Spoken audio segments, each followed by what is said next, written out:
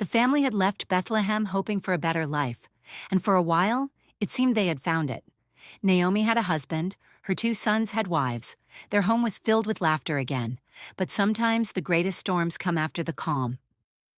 One day, Elimelech died. Naomi was now a widow in a foreign land, but she still had her 2 sons. She still had family. She still had hope. Years passed.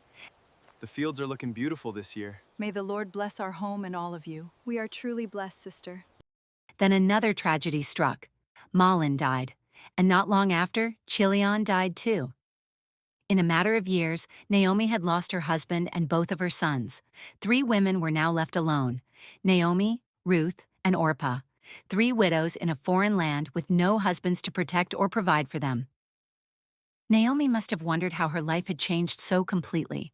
The woman who had once left Bethlehem with her husband and 2 sons was now standing in Moab with nothing but memories.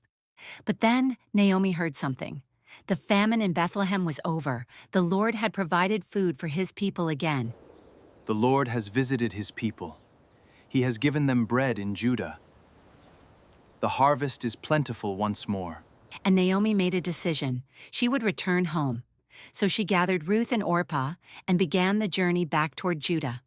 But somewhere along the road, Naomi stopped. She turned to the 2 young women beside her.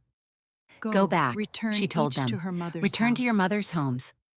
She loved them too much to ask them to follow her into an uncertain future. Orpah wept. Ruth wept. Naomi urged them again. You are young. You can still begin again. Go back. Then Orpah made her choice. She kissed Naomi goodbye and turned back toward Moab. But Ruth didn't move. Naomi looked at her. Your sister-in-law has gone back to her people and to her gods. Go back with her. But Ruth stepped closer, and with tears in her eyes, she gave Naomi an answer that would echo through generations. Do not urge me to leave you. Where you go, I will go. Where you stay, I will stay. Your people will be my people, and your God my God. Naomi became silent. She realized Ruth had already made her decision. She wasn't going back. She wasn't leaving Naomi alone. So the 2 women continued their journey toward Bethlehem. One was returning to the land she called home. The other was leaving everything she had ever known behind. And neither of them knew that their journey was leading them directly into God's plan. But when they finally arrived in Bethlehem, the entire town was stirred, and everyone who saw Naomi could hardly believe it.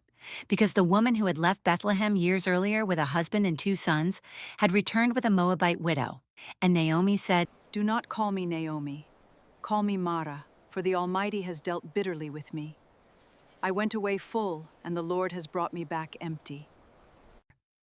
But Naomi did not yet know that her greatest sorrow was about to become the doorway to her greatest blessing, and that young Moabite woman standing beside her? Her name was Ruth.